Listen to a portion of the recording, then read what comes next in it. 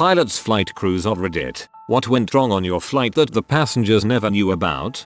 Not me but my father. Years ago when dad was flying the 767 for Air Canada, they were coming out of London Heathrow back to Canada in the winter time and some snow had started to fall. Heathrow 10 years ago was notorious for letting a dusting of snow hamper operations. Dad and crew expedited boarding and pre-flight as much as they could and pulled the brakes and pushed back early to get ahead in the queue for takeoff. They couldn't get a taxi clearance right away as a number of aircraft ahead of them had opted to wait for the heaviest of the snow to pass prior to taking off and the controllers wouldn't move them out of the way. Dad basically begged them to move them ahead somehow, as he had been around the block a time or two and knew what was coming. But to avail, ground had them park the airplane and they sat loaded at the gate for 4 hours before all flights out were cancelled. Over 4 inches of snow. The airport's inability to deal with the snow and backlog of traffic meant that Air Canada couldn't get a plane out for 3 more days, by which time they had brought extra aircraft over from Montreal to try to relieve some of the buildup. So in this story what the passengers didn't know is that if they were maybe 10 minutes faster boarding the plane they wouldn't have gotten stuck in London for an extra 3 days.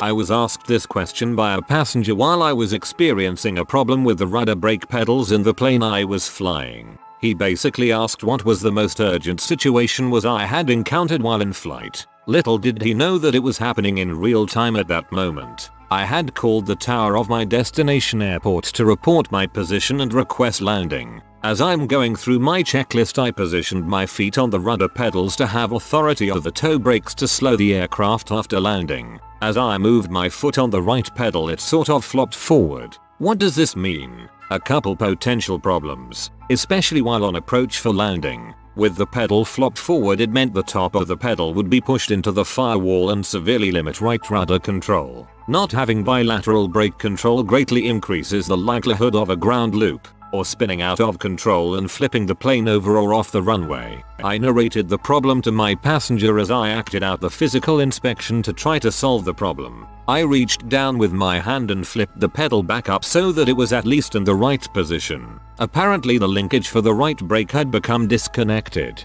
I knew that if I put the plane on the numbers I had almost 5,000 feet to roll out and clear the runway for the next aircraft. I made an uneventful landing and just rolled and rolled with light left brake and some counter steering to keep the plane under control while it naturally slowed. The controller asked me to expedite clearing the runway and I replied that I would, but I still rolled until I could just steer naturally off the runway. The passenger had no idea that I was encountering my first significant mechanical failure. I was just over 100 hours of flight time and working at a flight school as a dispatcher and front office person on Sundays. My passenger was someone that one of our clients had dropped off at another airport and was unable to pick him up. I told the guy I'd come get him after my shift if he'd cover half the rate of the plane of my choice. I was extremely familiar with the aircraft I chose, but a cotter key failed and allowed the brake linkage to disconnect. Everyone lived.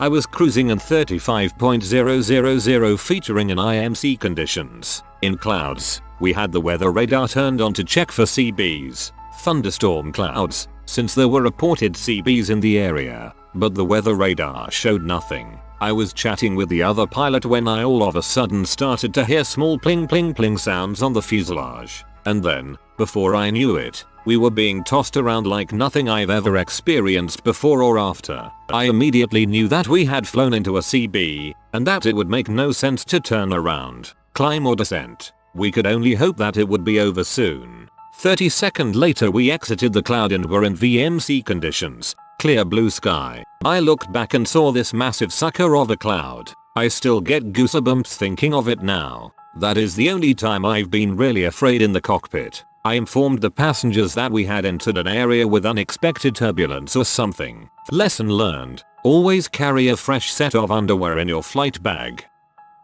I wasn't carrying a passenger, but I think it's a relevant story. I was 19 and had bagged myself a flying scholarship from the RAF. They basically paid for me to go to a civilian flying school for a month and learn how to fly. So, I was out on my first solo cross-country flight, and about 20 miles in, was just about to make my turn that would take me over the Pennines, a long range of hills that form the spine of the UK. and being a diligent pilot was constantly checking my instruments. All of a sudden my oil pressure gauge just dropped to 0, and I quite rightly got a bit worried. I immediately turned around and made my way back to the airport, whilst picking out fields where I could make an emergency landing should my engine suddenly stop. I made it back safely, taxied back to the flying school hangar, and shut down. I immediately reported the fault, to be told, oh yeah, it does that sometimes. I'm sure you can imagine how unimpressed I was.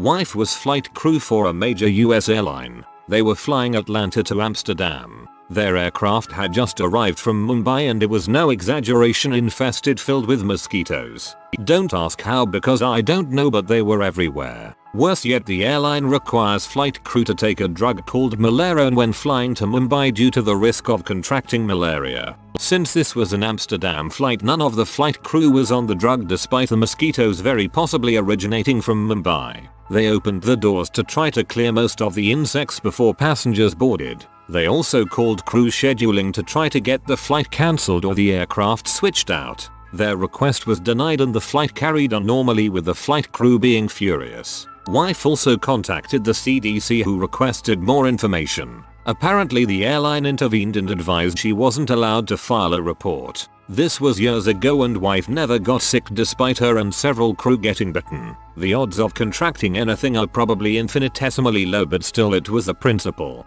I have to imagine that there was a large payout to prevent her from filing that report, because that goes against whistleblower laws.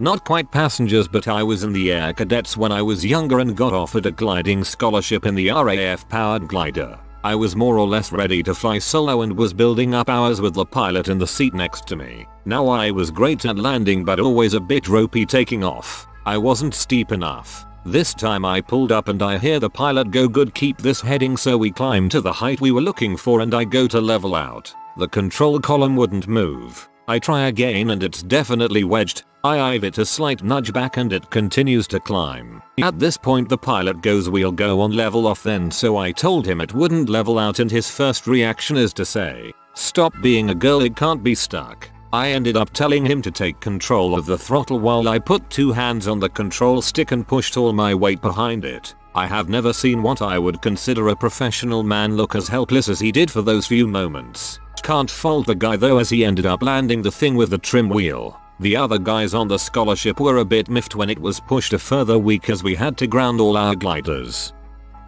We were flying a Westwind I into a small airport in LA and had to shoot a NDB approach, which is basically flying along an AM radio beam. We had just purchased a handheld GPS and the co-pilot was playing with it while I was flying the approach, and our cockpit instruments said I was exactly where I needed to be. The other pilot said the GPS must be a piece of S and percent, because it said we were a mile or more right. Of course, we double checked our instruments and they were dead on. Stupid GPS. We broke out below the clouds, seems like about 600 feet AGL, and the airport is about a mile off to our left. Power up, go around, and a nearby military base talked us down with a radar ASR approach. We got out of the airplane and one of the passengers started talking to one of the people who met us about our adventure, and somehow it came out that the guys had been talking on the cell phones during our first approach. I went more ballistic than a corporate pilot should and gave him a lecture and let him know that he put us in a place with antennas that were twice as tall as we were high, and that if we were in the mountains we would have been dead. Of course he said he thought no cell phones was just a sire thing for the airlines. We powered up the instruments and had him watch the needles while we made a call from where he was sitting, right below the antenna for the NDB, and the needles pulled 10 degrees or so when the phone was in use. Not quite an almost gone wrong story, but when I was 17 I did some work experience with my uncle. He is an aircraft engineer in the Channel Islands. He met me in Southampton and immediately we had some jobs to do and he let me get stuck in straight away. The planes they used to fly in and out of the Channel Islands were these noisy tin contrillander planes. 3 propeller engines, 1 on each wing and 1 on the tail, and my uncle was getting me to replace spark plugs, check bolts and body panels etc. Just small jobs. Anyway, once we were done he just says, "Jump in, I hope you did a good job because we're flying to Guernsey," and this really enforced the importance of scrutiny and precision in a job like this. Crap me up a bit anyway. These Trillander are sketchy enough, let alone knowing that at any moment a freaking door could fly off because I missed a nut or something. Probably wasn't worth getting concerned over, but for my first flight and these things on my first day I was bum clenching for the whole journey. The passengers knew about it, but I don't think they knew how bad it really was. I was a crew chief on an S-92 heli and we were evacuating some oil rigs of all non-essentials prior to a storm. It wasn't a hurricane, but they waited way too late to make the call. We ended up flying through some pretty rough weather all day, but it wasn't anything I hadn't experienced before. It was usually about a 3-hour round trip, so I always had a book to read and all the passengers usually took a nap. And because of my position in the aircraft I can't see anything forward. My view is strictly 3 to 8 o'clock. The pilot told me one of the cells were closing in around us and we couldn't go around and that it was going to get bumpy. I didn't think anything of it and continued reading. Normally when we flew through clouds it was still bright and, well, cloudy, like a thick fog. This time it got dark, like thunderstorm dark. It started off with just a few shudders and a couple of big drops that would float you in your seat, and then we got hit with a wind shear. My head got slammed into the cabin wall and then the aircraft pitched down and rolled left all at once as we pretty much fell from the sky. The co-pilot had controls when this happened, so he's yelling repeatedly over comms. She's trying to nose over everyone that was asleep was now awake with a death grip on the seat in front of them, wide-eyed, and staring at me. All I could think was don't look at me. I'm freaking out too. We lost a good chunk of altitude but we recovered and everything eased back into familiar territory. I'll never forget the violence and abuse that school bus with wings took that day. It took it like a champ, but I sure as heck didn't want to put it to the test ever again. I had a medical emergency about a year or so back. Sorry for the wall of text, but it was hilarious. We were up in the air somewhere between Asia and Europe, anchor refer, about 8-9 hours in when $Purser comes in looking a little worried while also trying not to laugh. Apparently an elderly male passenger, in his 60s, was feeling rather uncomfortable because he hadn't been able to pee ever since we took off. We paged for any medical personnel on board, but knowing my luck, there was only an elderly German nurse who refused to see him because she is only comfortable treating women. So we started planning and briefing for a diversion while the cabin crew went to do their thing, in case his bladder decided to pop or something. Hey, we're no doctors. She comes back with more information and we call our telemedical service provider up over Satcom, satellite phone. This guy with a thick New York accent picks up and we let him know what's going on, etc. It's been a while, but this is roughly what was said over the radio. $Purser. Male patient age blah blah blah has been unable to pee for the last 9 hours or so etc etc. $Doc. Do you have a urinary catheter kit on board? $Purser. Yep. $Doc. Is there anyone qualified and willing to use his on him? $Purser. No. $Doc. Is he willing to use it on himself? $Purser. Very. $Doc. Well, tell him to shove it in there then. $Purser and $pilots, laughing uncontrollably. If I was drinking something at the time it'd have been all over the windshield. What? $Doc. There's some lube in the kit. Tell him to use the lube and shove it in there then. Just be quick to clean up because it could blow and get real messy real quick. At this point we were all giggling openly whilst crossing our legs involuntarily on the radio. Good thing it wasn't over a public frequency. After taking a while to collect herself, $Purser goes back to give him the bad, or good, news. She comes back later saying he actually did it with his wife helping him out and he feels much better after doing it. Dashie Blows. In PNG, as an aviation curious pax, flying out of Port Jermaine to Mount Hagen. We then used Mi-8s for the bulk of transfers from site to Hagen. Crew of 4, CFO, engineer and a low-D radio operator, all Russian, never happy looking campers at the best of times. I'm sitting 2 rows back from the front. They pre-flight, get both turbines spooled up and we lumber off and begin the usual brief fall down slope from the helipads. Always a fun part of the flight. Looking forwards into the cockpit, and the moment we begin the run downhill, the C and FO start jabbering at each other, loud enough to be heard over the din that a Mi-8 makes, and pointing repeatedly at something on the dash. Looks as though the FO wants to go back, the capt wants to go on, and they're not really that focused on what we're currently doing. which is a long swoop down the mountain, and while the trees are still a long way off, they are getting bigger real quickly. The engineer, sitting behind and between them, puts his hands on both their shoulders, leans right over the top of them and smashes the offending area of the dash with a beefy fist. Apparently this was the magic sauce. The engineer sits back, the two guys in front give a little cheer, give him thumbs up, smiles and ever so gently pull us out of what had turned into a, to the eyes of a passenger, anyways, pretty energetic dive by that point. I look around behind me and there are a lot of wide eyes staring back at me, faces frozen. Tense flight, that one. I took a bunch of friends up at night to see the city lights. Unfortunately, the PCL, pilot controlled lights of my home airport, a tiny little airstrip, really, but they did have runway lights, decided that was the night they weren't going to work. The airstrip was in the middle of a decent sized patch of woods and really only identifiable by the absence of light on a moonless overcast night like that one, which made it totally impossible to find. Effectively, I was lost in midair. I knew the airport bearings from 2 VORs, radio navigation aids, so theoretically if I went to the intersection of the 2 compass headings, I should be able to see my airport directly beneath me, but when I did, it was still so dang dark that the ground might as well have been invisible. I had plenty of gas, and there were 3 or 4 airports in the area that I could have gone to, but it would have been embarrassing as frick to have to catch a cab back to where we left our car. So I crisscrossed the area a few times at low altitude with the landing lights on. To eliminate all glare, I turned off all the interior lights, leaving my passengers in the dark without explanation. Finally, I caught just the barest glimpse of the runway and took a mental picture of the setup. I flew an abbreviated landing pattern and lined up for final. The landing lights showed me as being slightly off, so I slid left every so little and then set her down nice and easy. I turned to look at my friends. They were as white as sheets. To them, it had been so completely dark that they didn't know whether they were 10 feet or 1,000 feet above the ground. They had no idea why I'd turned off all the lights and pulled power from the engine, and the bump of landing came as a total surprise. I laughed it off and said that I'd gotten lots of practice landing at airports with no lights back when I used to run drugs across the Mexican border. For the longest time, I think they actually believed me.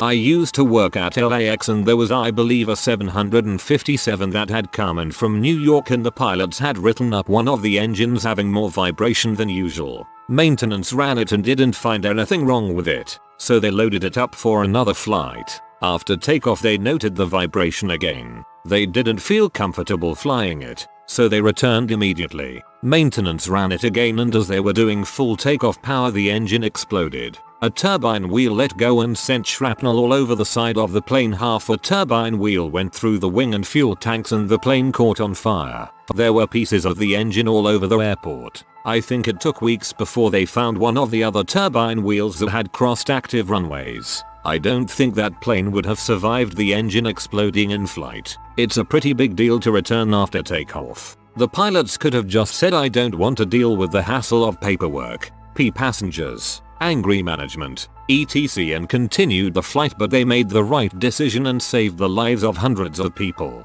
I tried to find a news story about it and there was this tiny blurb in the local news and a quote from the airline saying something to the effect of, there was an engine fired during a maintenance run and we will repair the plane and have it back in service. Yeah, right. They scrapped that burned out hulk where it lay.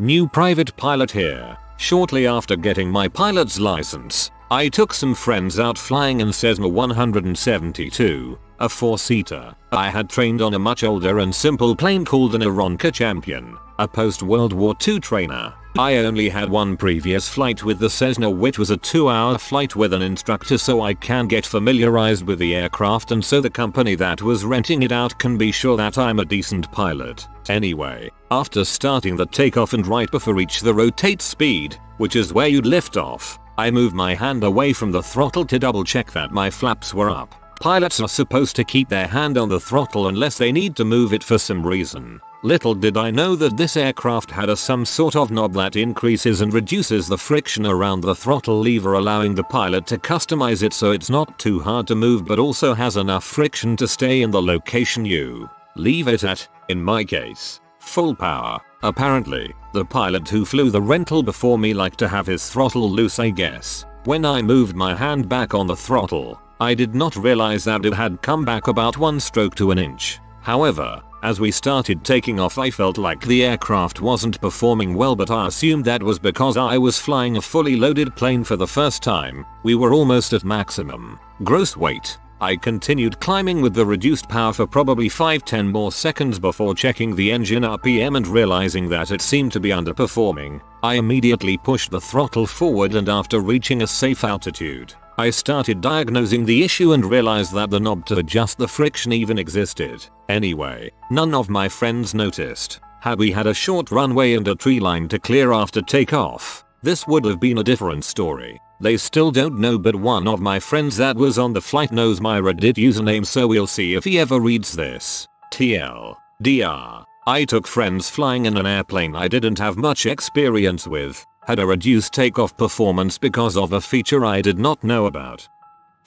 I fly giant airlines as well, so here is my take. Had a flight control failure over the ocean. Autopilot and auto throttles disconnected, but after rubbing checklists for nearly an hour we were able to correct it and get them back, avoiding a non-standard configuration landing. Another incident over the South China Sea. Blew a pressurization valve and had to make an emergency return to Japan. We landed and I guess some passengers didn't really notice. Many were surprised to wake up back in Japan. I guess we should have expressed that emergency notification a little better. Someone mentioned redundancy. This is true. Our aircraft has quite a few. Very often we get random issues that make us keep an eye on them, but nothing too serious. For the most part, if something is wrong enough to be serious, the passengers will know eventually. If it's nothing too serious, then there's no point in anyone else knowing. Flying is pretty safe.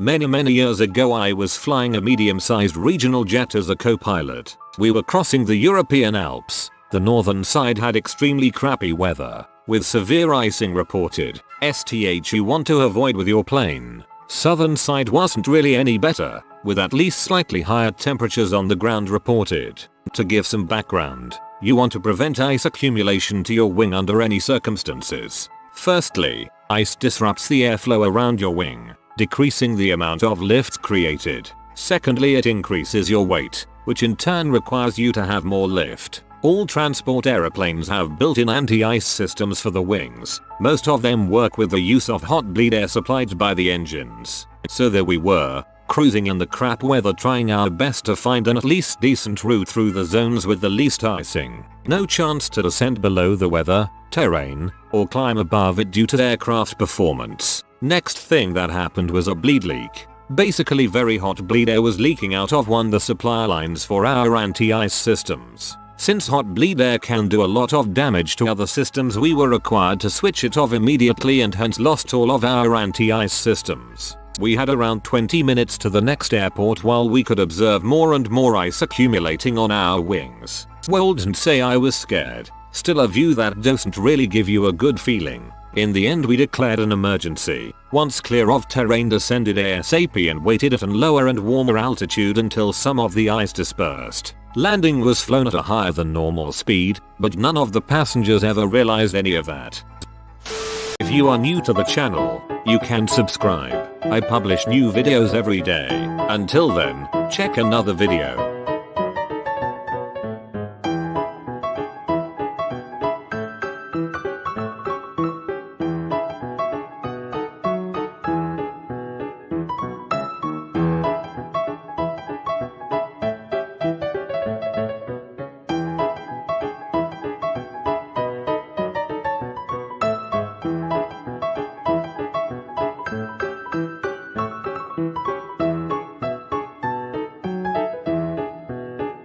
Bye for now.